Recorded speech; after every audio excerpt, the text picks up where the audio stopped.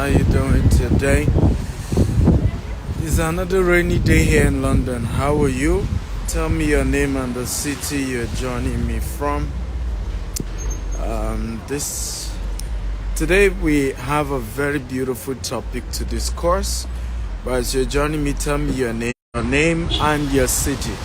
So we're looking at a very beautiful topic: how to overcome fear of losing money through passive income. Being able to use the time to inform, to educate, and to teach. Okay? So my first question would be, how many of us have lost money while trying to invest before, right? You give an individual your money, you gave a company your money that they should invest for you, and they were going to be giving you money returns, ROI, either monthly or yearly, and you lost money. Now, I'm not talking about you bought a house or you bought a land and you are not allocated. That's not the same thing. I'm talking about a situation where you gave money to an individual or to a company and they said, oh, you know what, we'll be trading Forex for you, we'll give you some return, or we'll trade crypto, or we'll do real estate and then we'll give you returns from what we make from it. And you gave them your money and you lost both the interest and you lost the capital. Has anybody been there? If you've been in this situation, just type me. So I love a very interactive class. For those of you who are probably new to my page, when I do shows like this, I love us to engage. I love to ask questions. I love to get an answer. One, it helps me to know you are following me. Two, it helps me to also enjoy the conversation. Okay, so I can see baby TZ has had that, K has had that experience. Says I have. For Forex, I waited and didn't see anything. Okay. Ellen Garments says I have a friend who has lost money on such investment. How about you? I'm talking about you, not somebody you know. Have you ever lost money? Okay, if you have ever lost money, just type me. I have attended their class before. Okay, so I think we have few of us who has lost money to investment before. Now, for those of you who have lost money, do you have phobia for investment? Because I'm trying to address those of you who have phobia for investment, whether the phobia started after you lost money, or you've never even lost money, but you just have phobia for giving people your money or giving a company your money to invest for you. Okay? So how many of you develop phobia because you lost money? Type phobia. I just want to have an idea, because today's class, I'm hoping will deliver you from such phobia. You can actually have investment phobia, right? Where no matter what anybody says, you just can't find yourself, putting your money into investment. And let me say this, and this is very important that you take serious. Africans have investment phobia. Majority of Africans have investment phobia. In fact, I can categorically say 7 out of every 10 African you meet has an investment phobia. And this is part of the reason why the poverty rate in Africa is bigger. Okay, whites have a higher risk tolerance level, right? They take more risk. White people take more risk. Maybe difficult for them to trust you, but if they trust you, they take more risk, right? Now, people from other, who are also people of color, Latin Americans, Hispanics, Asians like Indians and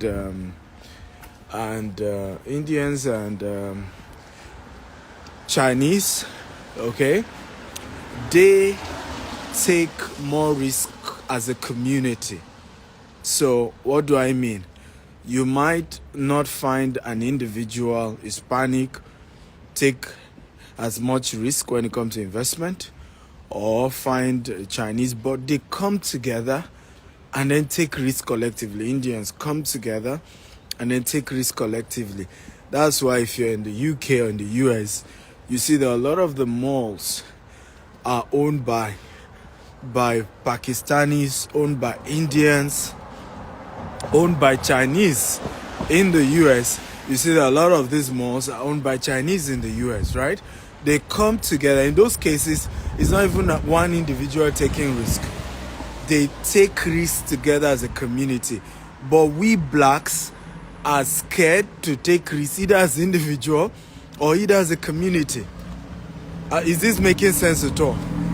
Right? And this is the reason why many of us end up not enjoying wealth and prosperity, and we can complain, we can blame it on colonial masters, we can blame it on many things, but we have to face the truth that we have a phobia for investment. And I'll give you an example. A gentleman was to do an investment with us, and then he's asking me to convince his lawyer. And I remember telling him, I said, it's not my job to convince your lawyer. If I have no business with your lawyer, okay? If there is any time your lawyer has to talk to me, then he has to probably also talk to my own lawyer. It is the duty of lawyers to be skeptical about you investing. There is no land I've ever bought that my lawyers didn't warn me against. Guess what? Including land that it was my lawyer that brought it. A lawyer will bring you a land deal and still warn you that, yes, I know the seller and I'm saying maybe you can buy it, but hey, there's no guarantees. I can't vouch for anything. If it doesn't go well, don't drag my name into it.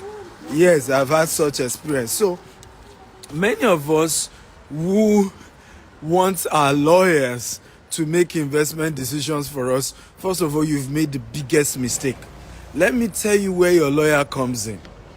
When you have done an investment or you're about to execute an investment and there's a contract to be signed, you can give your lawyer to advise you, okay, on certain clauses around the contract.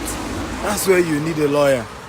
But lawyers are always, and it's their job, okay, they are always anti-risk. Come on, everybody, I want you to type this so that this can sink in. Any professional lawyer is anti-risk. Everybody type it. Any good lawyer is anti-risk. That's what law is about. It's the same thing. Any good accountant is anti-risk. Come on, guys, I need you to type this because you guys are not typing, because I want this to sink in. Any good lawyer is anti-risk. Any good accountant is anti-risk. Okay? So, and they are doing their job. Hence, where they come in is helping you to look at the contract you're signing. Sometimes my lawyer will point out and say, this clause in the contract may go against you. And I'll still tell my lawyer, well, the other party told me about it, and I'm still going ahead with it. You say, well, but I've done my job to bring to your notice that there's this particular clause, and the clause may not favor you in future. And I'll say thank you to my lawyer because he has done a good job. So most of us do not understand this dimension to investment. We don't understand this dimension to business and to taking risk.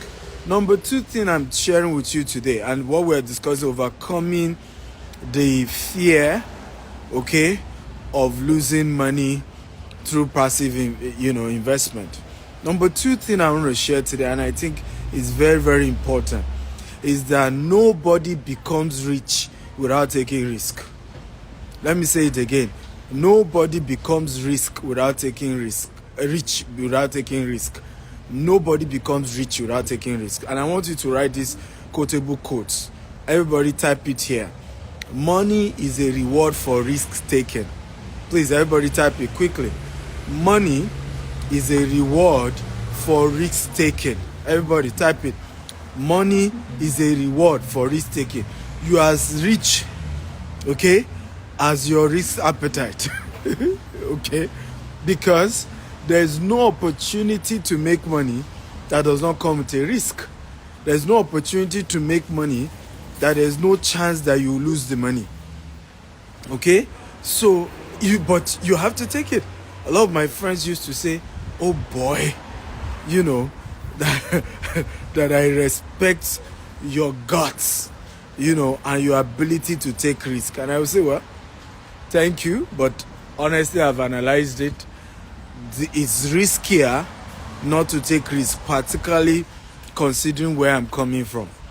My own children, for example, it would be wiser for my children not to take risk, because I will have built a massive empire living for them, and all they need to do is to manage what I've built. But when you are a first generation wealth creator, don't ever forget that you have to take more risk. If you are second generation, you can afford to take less risk. So I'll give you examples of what you can understand.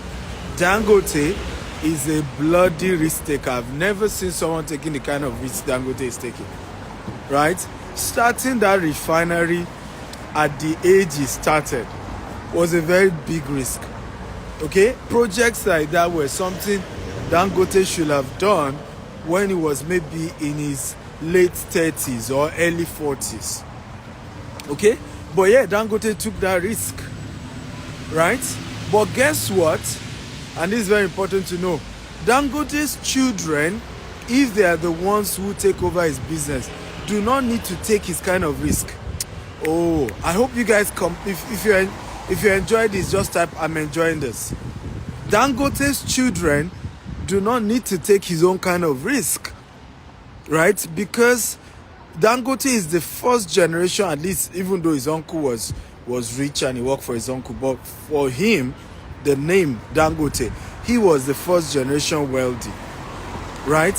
His children will be second generation wealthy, and they don't need to take as much risk. They just need to manage what, you know, their dad has done, you know, take a more reasonable risk level and just keep growing the portfolio. So, number two important thing we must learn is that you cannot become rich without taking risk. And anything you're doing comes with risk. And how many of you are professionals? If you're a professional type, I'm a professional. What I mean by, if you're a professional, you work in an organization, you know, you're a lawyer, you're an accountant, you have your PhD, you're a professional. Okay, everybody type, I'm a professional, I'm a professional. If you're not a professional, it means maybe you're an entrepreneur. You don't have any type of job. The only thing you do is run your own business. So if you're a professional, just type, yeah, a broadcaster is a professional as well. Right? Now, this message is even more important for you. As a professional, you have a blind spot. And your blind spot is what? I hate risk. You have a blind spot, and I'll tell you why you have that default blind spot, right? It's default. The reason is because in your life, okay, you are working, for example, your salary is almost guaranteed. Whatever happens, you get your salary. Me now, as an entrepreneur, my own salary is not guaranteed. Am I making sense to you guys, right? Okay, we must get results. So I'm paid for, and I say this often, and people don't get it. Your wealth is a function of how you are paid. So let me break this down. Your wealth is a function of how you are paid. Poor people are paid for their time. Rich people are paid for results. Your wealth is a function of how you are paid. Anytime you are paid for your time, there's a cap on your income. Let me repeat it again. Anytime you are paid for your time, there's a cap on your income. But anytime you are paid for the result, there's no limit to your income. In fact, it's usually a percentage of the result. So it just changes the dynamics. For example, if you're a property agent, right? Most times you are not on fixed salary. Okay? But guess what? When you then seal a deal, the deal can earn you a commission that is what you're supposed to earn in 5 years, and you will earn that in just 1 month. If you comprehend what I'm talking about, type I comprehend, right? I know a man who used to struggle, and when I say somebody is struggling, struggle. He didn't have an office, and here was he trying to have a breakthrough in the oil sector. He didn't have connection. He had just left the UK, returned back to Nigeria, and was trying to close an oil deal. But no connection, nothing. And this guy was barely, living paycheck to paycheck. In fact, there's no paycheck anyway. So he was really struggling. And true story, one day he kept going to a particular person who he wanted to fund his oil deal. And by stroke of luck, he got a call from the person. The person asked him to come. True story. And the person was even asking him, do you even have an account in Nigeria? Because he had just returned from the UK. He didn't even have an account. And he was about to do a $70 million deal. Does not even have an account. Can you believe that? By one stroke of luck or the other, the person still called her banker, opened an account for him. They funded the deal with $70 million. Cut the long story short, this guy moved from zero to doing over $20 billion in crude oils, in refined petroleum sales in 1 year. $20 billion in petroleum sales in 1 year from zero. So you see what I'm talking about, the fact that poor people are paid for their time. I come to work, pay me my money. Rich people are paid for results. But guess what? That one-time result can be a game changer that just turned their life around forever. And that's typically how a lot of people became very rich. I hope this class makes sense. If it makes sense, just type, it makes sense, I comprehend, I'm enjoying this. I need to get your feedback, guys. Is this making sense? Okay? Are you learning something? I need your feedback. I'm holding my phone tight because I'm told here in London, they just snatch your phone, snatch your wristwatch. So, and I'm honestly disappointed because London used to be a lot safer. Right? It used to be a lot safer. But back to my conversation. So, it's important to understand that, in our breakdown of this conversation, you have to take risks to become rich. Now, how do you overcome the fear of investing, of passive income, of, giving somebody else your money, giving a company your money, and then waiting for them to give you passive income? We've established in the previous training I've done that there are two major ways to become rich and become financially free.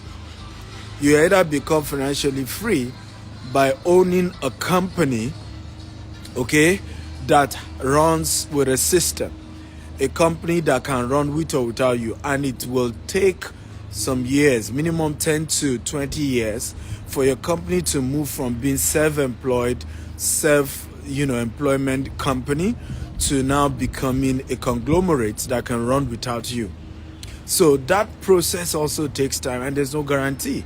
The data shows that 70% of businesses crumble in their third year. Okay, so you're talking about only maybe 10%, less than 10% of companies will ever become big enough that they can run without the founder.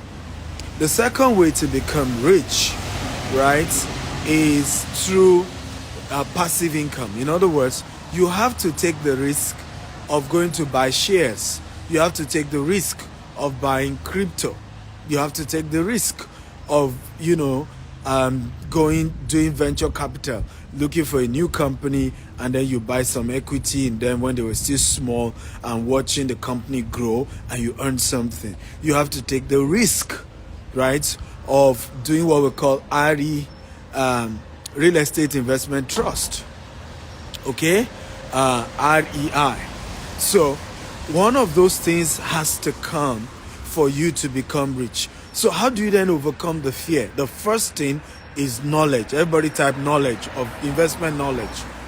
Come on, everybody type investment knowledge. You have to start the journey today of reading books on money, reading books on investment, going for seminars on investment. That is the beginning. The beginning is not actually investing. And this is where a lot of people miss it, particularly people of color. You see people saying, oh, you know what, if I buy books, then where will I get money? The only money I have is even for this seminar. Then where will I get money to ultimately be able to do the investment? I said, forget it. Ultimately, everybody scales with OPM. Ultimately, everybody scale with OPM. I don't care how beautiful the investment for that investment to ultimately go to a level where you're building multi-million dollars, hundreds of millions of dollars, hundreds of millions of billions, like the Rishi Sunak, the Prime Minister of the UK, right? Is worth, allegedly, I don't know how true, is worth over 800 million pounds. Some people say it's even worth over 2 billion pounds. Whichever it is, the guy is stinkingly rich.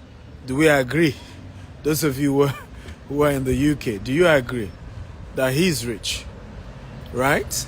Now, and by the way, what gets more people angry is that he doesn't pay tax, even though he says the whole thing is in his wife's name, because it's in a trust. And we'll talk about trust another day. Okay? How the rich end up not paying much in taxes, even though they have a lot of money, because they set up trust. And that's what Rishi Sunak and his family did. They set up a trust, and with that trust, they are not paying much in taxes. There's nothing you can do about that. Okay? But the lesson here is that what you need to start investing in is in the knowledge of investment. So I have a question for you, right? When last did you buy a book on investment? Okay? Can you tell me the date? When last did you buy a book on investment or money, or, a book that taught you about money and you read it? Please tell me the dates. The second question I have for you, when last did you attend a paid seminar on money or investment or real estate? So the first question, when last did you buy a book on investment or money? The second question is, when last did you attend a paid seminar where they were teaching you on real estate or teaching you on money or teaching you on finance? When last did you do that? Because this is really where the problem is. Okay? A lot of us want to be rich, okay, but we don't want to learn how to be rich. And unfortunately, they don't teach you how to be rich in the university. If they do, your professor will be the richest. Has it ever occurred to you? Sometimes I see young people say, Dr. Stephen, I'm doing my master's in UK. I say, wow, that's good. Dr. Stephen, I'm doing my PhD in the US. I said, that's good. Then I ask them the next question. What is the ultimate goal of your master's or of your PhD? And then they tell me, oh, Dr. Stephen, that's simple. I want to be rich. And then I say, okay, so you're going back to school to have master's, or you're going back to school to have PhD so that you can get a job, so that you can become rich. But how rich is your professor who has even gone beyond PhD? How rich is your professor? And it's amazing how we do the wrong thing over and over again and expect a different result. If learning how to be rich and financially free comes from the tertiary institutions, Your professors will be the richest. All over the world, professors will have been the richest people in the world. And you and I will have said, oh, you know, Professor Wole Soyinka is worth $20 billion. Instead of the way we talked about Dangote, right? And Dangote, we're not even sure of which university he went to. Okay? We're not even sure which university he went to. But the guy is worth over $20 billion. Meanwhile, all the professors you and I know, okay, they are not even worth $10 million.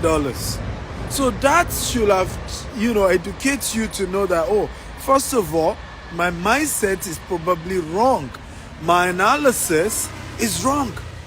So how do you learn about money, about wealth? You have to learn it informally. Everybody type it so that this can ring well. To learn about money, you have to learn it informally. Everybody, come on. I need you guys to type. Remember, I love the engagement. To learn about money, you have to learn it informally. Meaning you have to go and meet somebody. You have to go and meet somebody who is rich and informally learn from them. The Igbo tribe, they do a particular concept, which is an apprenticeship model, where a young man goes to work under an older entrepreneur, and he worked for him for 6 years, learning the trade. And after 6 years, the older entrepreneur just gives him a token, usually a token. 10 years later, the CEO apprentice has built a major empire. That is how wealth is created. That's why you see a lot of the Igbos are not even as educated, but they are richer, right? One of my mentors, Dr. Cosmos Maduka, will always say that I may not be able to speak good English, right? My English may look as if you are using cutlass to cut it. And he tells me, I love mathematics. Mathematics is simple, but English is just difficult. But he always ends it with, but guess what? I have people with masters, people with PhD working for me despite my standard 3 education. So the lesson here, you must budget every year. That a portion of your money must go towards sitting down at the feet of richer people and learning about investment. A portion of your money must go towards going to Amazon and to websites and buying books of people who have been able to move from zero to hero. I started our company with just $10, right? Today we've built an empire. We built an empire in 4 continents, okay? Control real estate assets worth hundreds of millions of dollars today. And was able to do that by being intentional, learning from those who are richer than I do. And I still do that till today, right? I still sit with richer people than I do, whether they are white, whether they are blacks, whether they are of the same faith, whether they are of different faiths, even people you call racist. I sit with them and I'm learning, right? Money doesn't know color. So you can be arguing and say they are racist and you can call them names. As far as I'm concerned, money doesn't know color. They are rich. I want to know what is in their head, and I will humble myself, and I'm learning. So you must invest in getting materials from those who are wealthy. Now, somebody just raised a question. The problem is how to meet rich people. That's not the problem. The problem is that you've not read books from rich people because they put it in their book. Somebody says that if you want to hide a thing from a black man, put it in a book. If you have read my book, okay, Billionaire Habits, and I encourage you to get it on Amazon, Billionaire Habits. And the book chronicles habits of wealthy people, their habits, they're just because they listen, if you do the same thing, you get the same result. So the first thing when you meet rich people, you say, how do they think? How do they reason? What are their habits that I may not have that has helped them to build wealth the way they've done? Okay? And in that book, I even shared how you can connect with any rich person in this world, including myself. I shared in the book how I met Grant Cardone. Grant Cardone is an American real estate investor, has control real estate asset over $5 billion. I shared how I met him. I shared how I met, and it's not just about meeting, right? I shared how I strengthened my relationship with rich billionaires, okay? And the habits I learned from them that I practice myself, and that is helping me to build a multi-billion-dollar corporation today. Okay, in the next 5 years, we're gonna be, doing transaction worth over $1 billion every year. But I had to buy books from those who have done it. I had to go for seminars of those who have done it. Then later on, built a one-on-one relationship where they invite me to their house. I go with list of questions, and I'm asking them those questions, and they're giving me the answers. But let me just give you a teaser here. No rich person will grant you one-on-one access to them for free. They want to sieve out the serious persons from the unserious ones. Everybody is meeting wealthy people and is saying to them, can I book a meeting with you? Can I have a session with you? Can I meet you, sir? So how do you separate the serious one from the unserious one? The ones who are willing to pay for wisdom. The Bible says, buy wisdom, sell it not. Right? Buy wisdom, sell it not. So it's important to know, if you're really serious about wisdom, if you're really serious about knowledge, you have to put a price on it. How many of you went to your university and then told your professor, dear professor, you have to be a good man, you have to be a good woman. I need you to allow me be in this university for 4 years and I'm not going to pay anything. How many of you did that? They're going to kick you out of the school.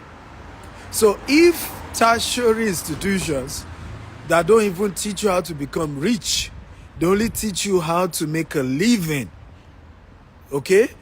Right? How to get by. That's what you learn in university. Because you go to university, then you get a job, and that job definitely can make you rich. Nobody has become rich through job. Nobody. Larry Page. But you say, how about people in Microsoft? Larry Page, all of them. They eventually got equity. What made them rich was that their position in the company, okay, allowed the company to give them some equity. Like Microsoft now has over 6 billionaires who were different from Bill Gates. Okay, but at some point, due to some contribution they made, they were given equity of Microsoft. Over time, the equity grew and they became multi-millionaires. Some of them became billionaires. The same thing happened with Alibaba, right? At some point, Alibaba gave some shares to some of the workers, and one of the women, who used to be like a secretary, she's extremely rich from those shares. But nobody has become rich through salary, including those who earn $1 million a month. You know why? The day you start earning $1 million a month is the day you start buying houses, living in houses that are worth millions of dollars as well. You start buying cars that are worth hundreds of thousands. So what ultimately happened, you start sending your kids to certain kind of school, your expenditure rises up to the $1 million salary you're earning. So ultimately, like Warren Buffett puts it, wealth only comes through passive income. Your ability to make money while sleeping. Your ability to make money without doing any extra job. And when that compound, we call it compound interest, you then become financially wealthy, because what happened? You have a machine, technically, that keeps bringing money for you without you doing anything extra. Okay, so number one, you have to read books, go for seminars, and I want to thank those of you who are honest enough to tell me that you've not been buying books, you've not been attending seminars on money. You must get at least. Now, how many of you will commit to this assignment, right? How many of you will promise me to buy 10 books on money and finance before the end of 2024? If you are promising me that, just type, I promise you I will do that. Okay? And not just that you will buy it, you will read it. How many of you are promising me 10 books on money, 10 books on finance? You're going to buy them and read them this 2024. Anybody promising me that?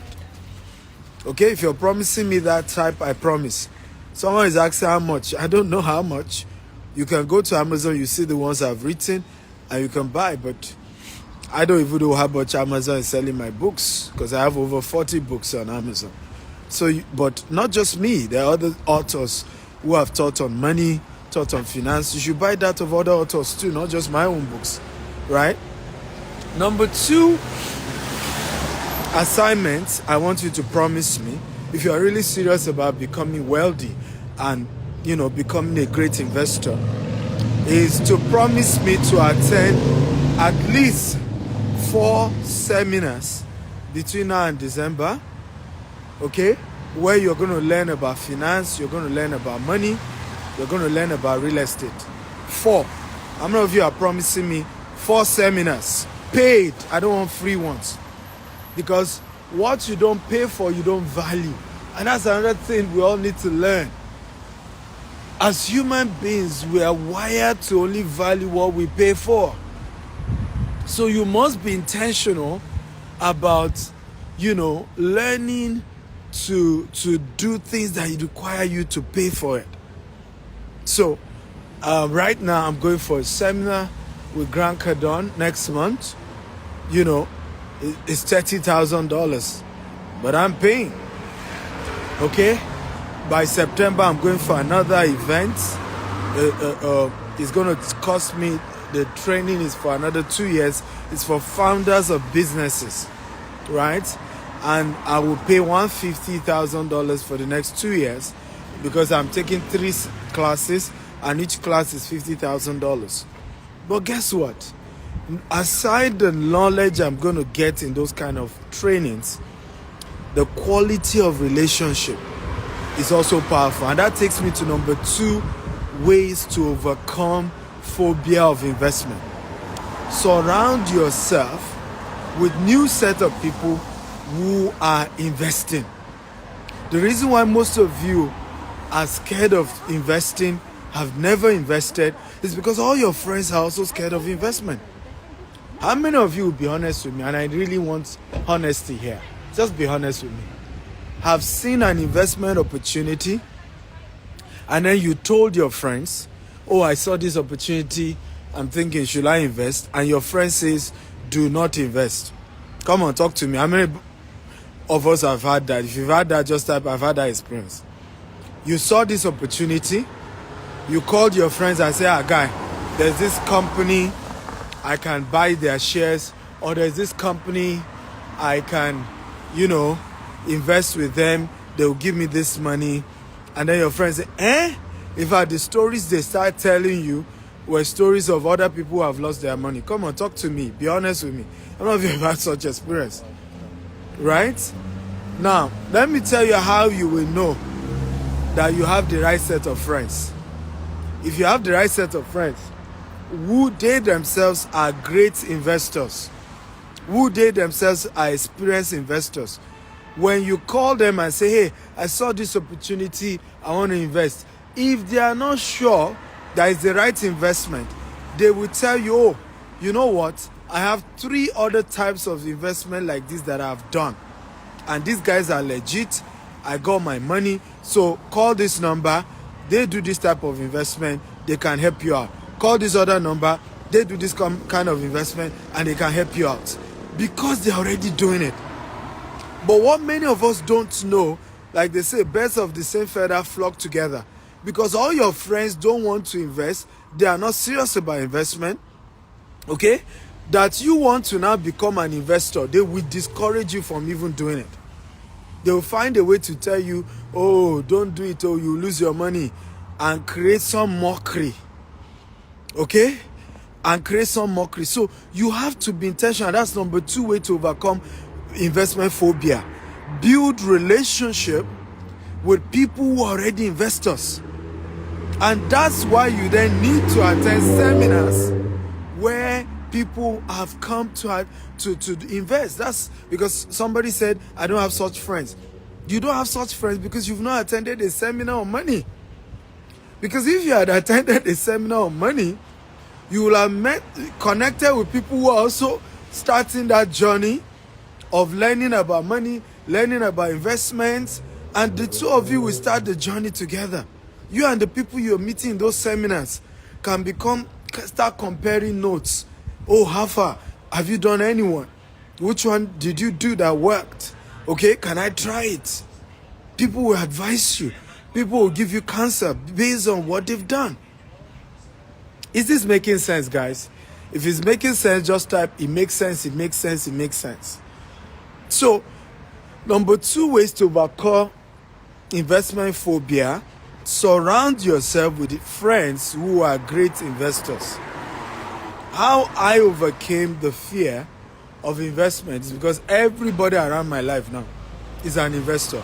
They may not be taking as much risk as I am taking. Some take more risk than I am taking. But I can assure you that because they are investors, they are not discouraging me. The only thing they will say is, Omo, I wish I can have your kind of boldness or braveness. But they are not discouraging me to say, be careful, oh, don't invest in that thing, oh, you need to be careful, oh, and then tell me a lot of bad news about people losing their money just so that I won't invest. So that's number 2 strategy to overcome the phobia of investment. Number 3 strategy is to work on your greed. Everybody type, I will work on my greed. Now, I can't take all your questions, so send me a DM. If after this class, if you have questions for me, just send me a DM, because I can't take your questions so that I can wrap up. Okay?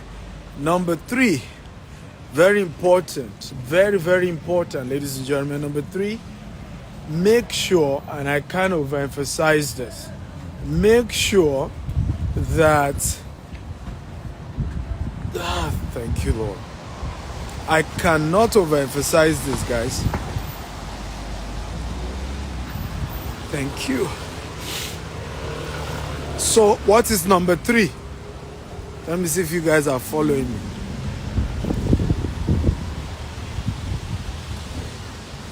What is number 3? So that I can see if you guys are following me. What's number 3? What's number 3? I mentioned number 3 now. Number 1, buy books, attend seminars, okay, on money and investment, right? Number 2 that I shared is with other people who are investing. Okay, all your friends are poor.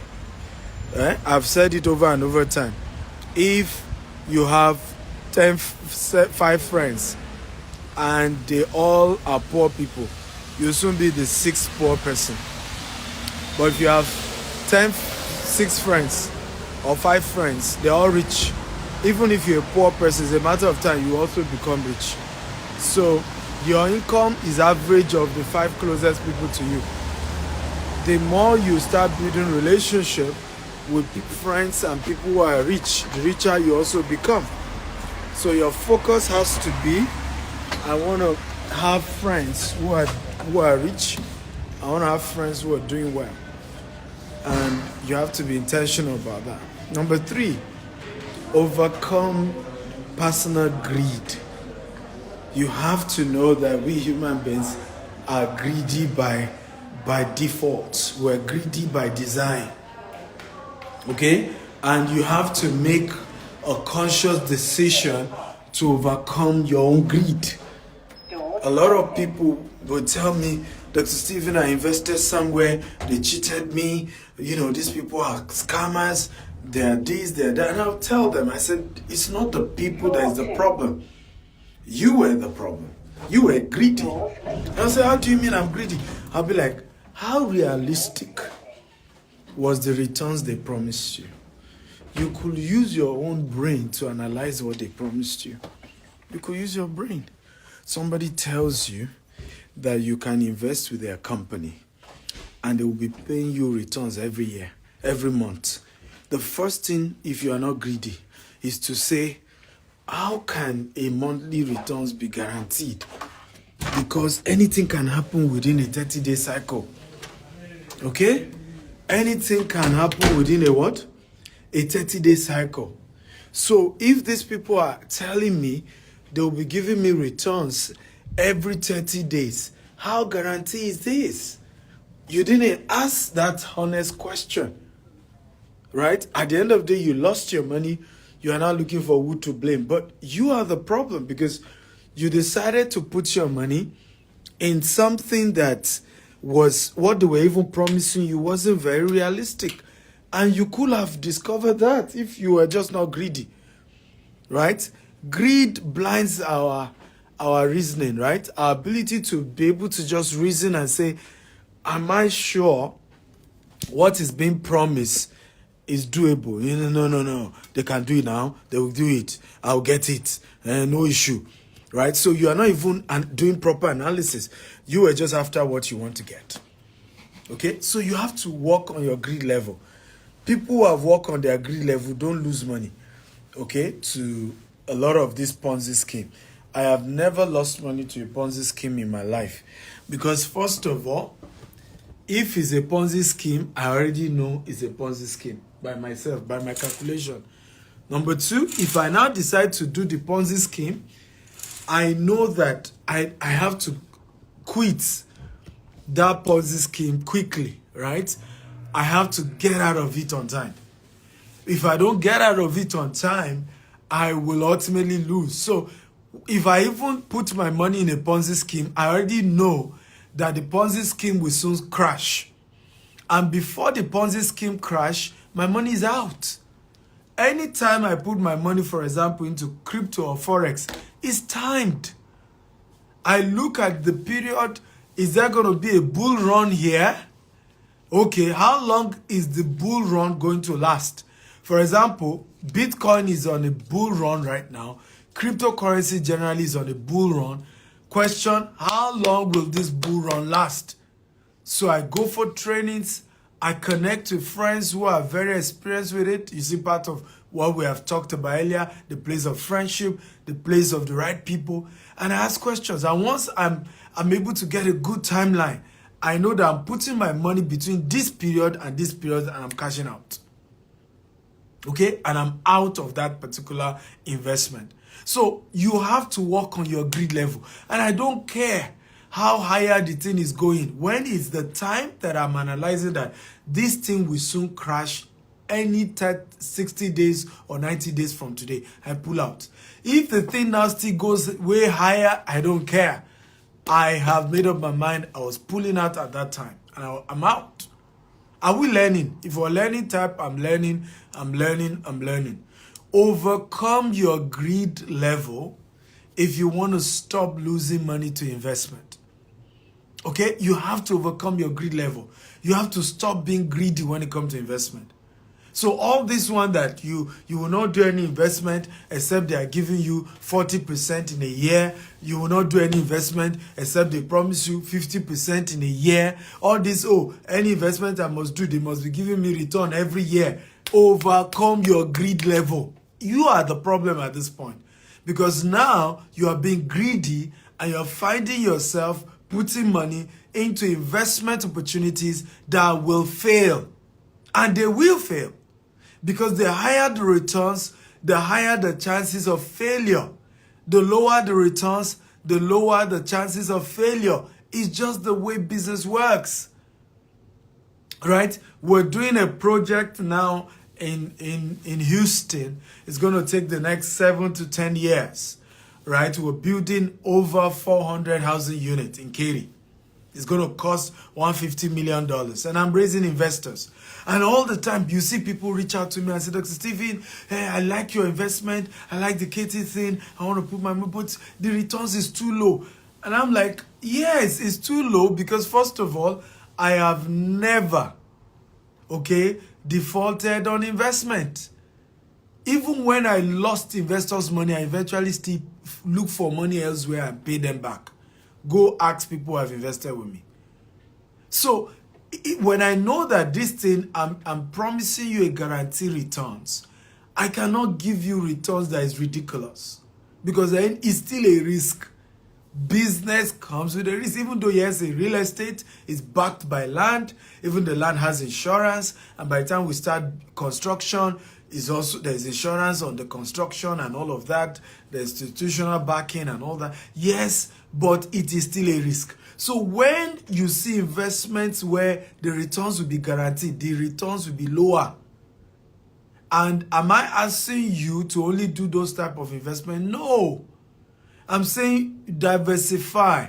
Don't put all your money into high risk investment. Don't carry all your money and put it into crypto.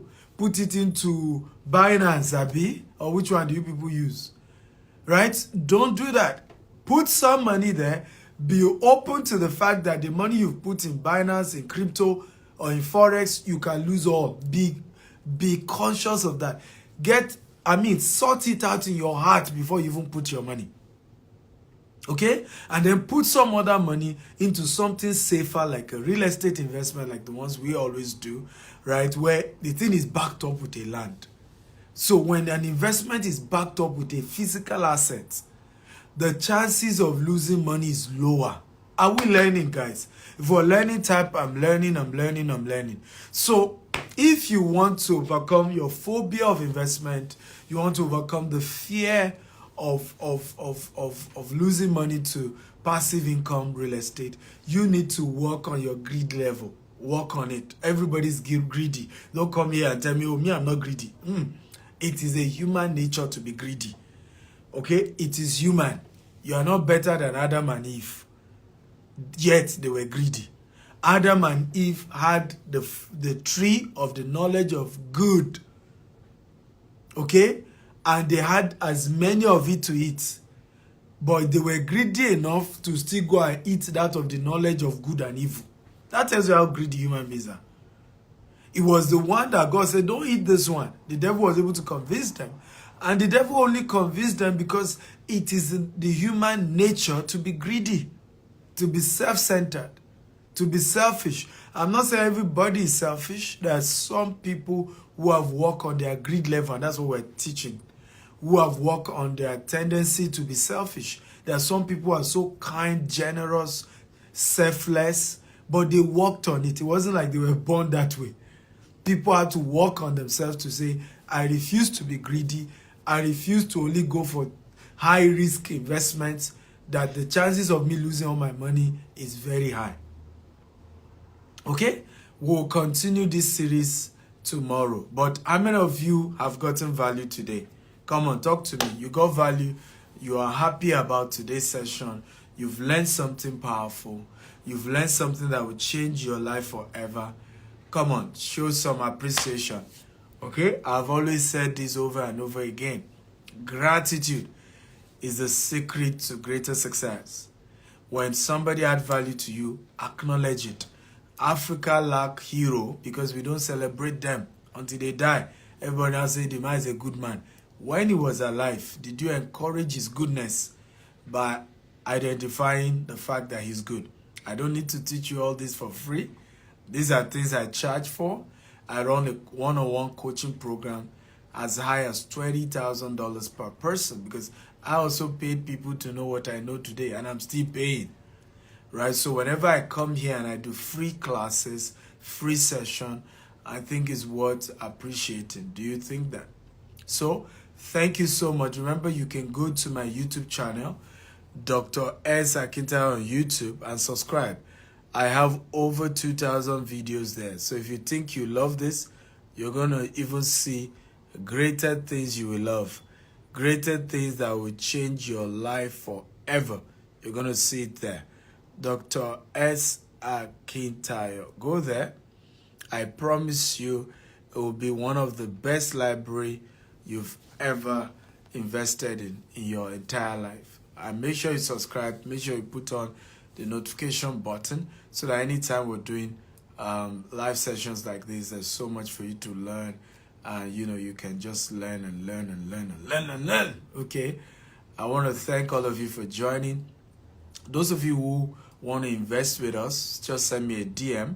If you have as much as $10,000, $30,000, $100,000, $1 million to invest, we have safe, secure investment opportunities in the area of real estate, in the UK, in the US, in Dubai, in Nigeria, and Africa. We have as many, and it's very credible, very secured types of investment, and we can talk about them. I love you all. Thank you so much. God bless you. Have a wonderful, wonderful evening. Bye-bye.